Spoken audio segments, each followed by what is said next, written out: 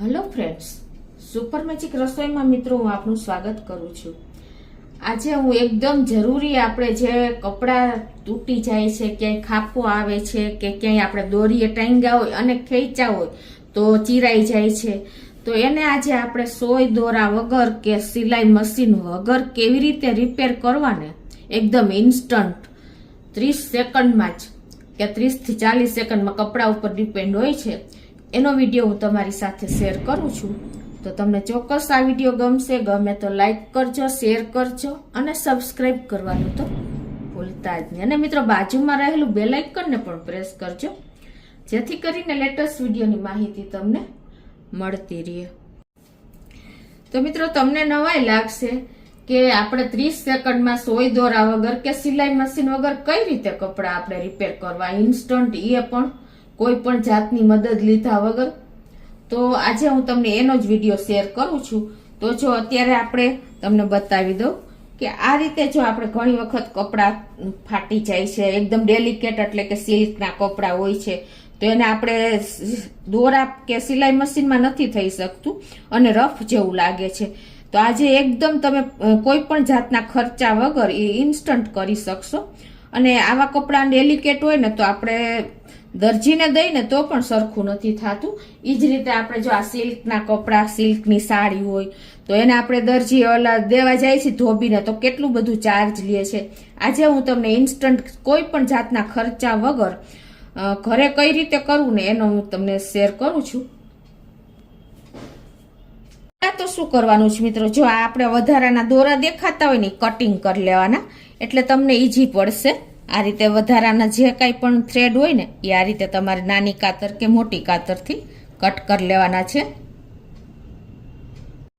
જો આ રીતે આપણે આજુબાજુ જે નાના નાના દોરા હોય છે ને એને એકદમ સરસ ક્લિયર કરી લેવાનું કપડું।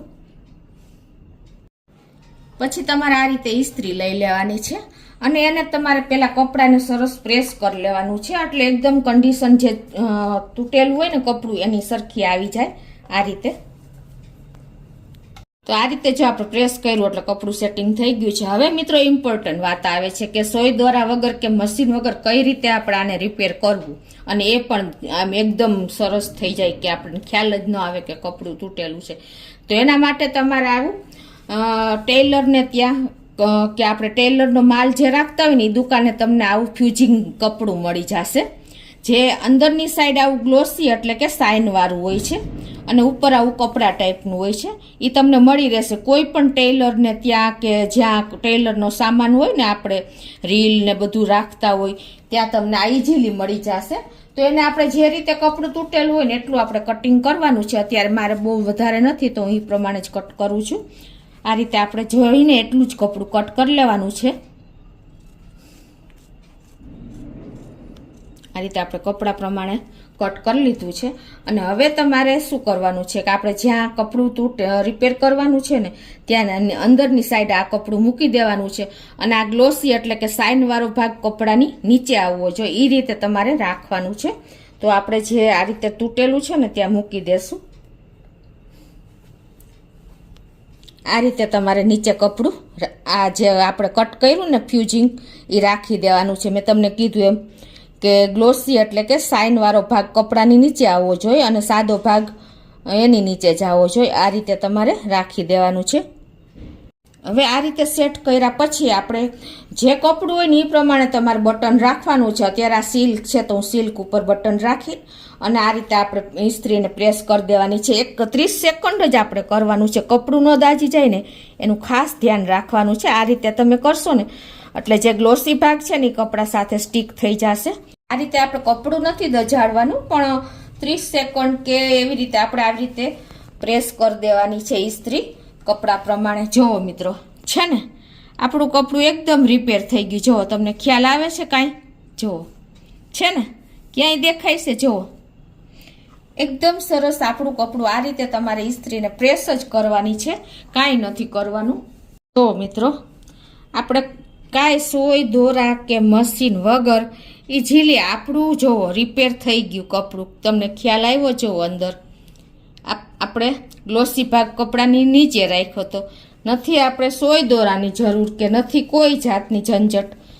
છે ને મિત્રો, અને આની કોઈ કિંમત પણ નથી હોતી. એ જ રીતે હું તમને બીજું કપડું પણ બતાવી દઉં.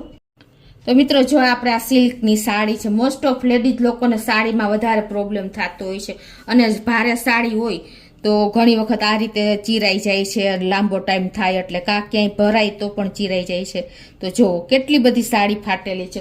તો પહેલા તો આપણે એનું કટિંગ દોરાનું કરી લેશું. તો આ રીતે જો વધારાના દોરા હોય ને એ આપણે ક્લીન એકદમ કટ કરીને અને કપડું ક્લીન કરી લેવાનું છે, એટલે આપણે ઇસ્ત્રીમાં સરખું બેસી જાય, દોરા આડા ન આવે.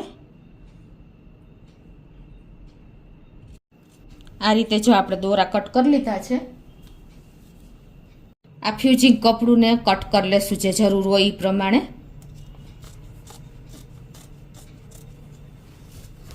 આ રીતે જો આપણે ફ્યુઝી કપડું કટ કરી લીધું છે સાઈઝ પ્રમાણે, અને આ ગ્લોસી ભાગ આપણે કપડાની નીચે રાખી દઈએ.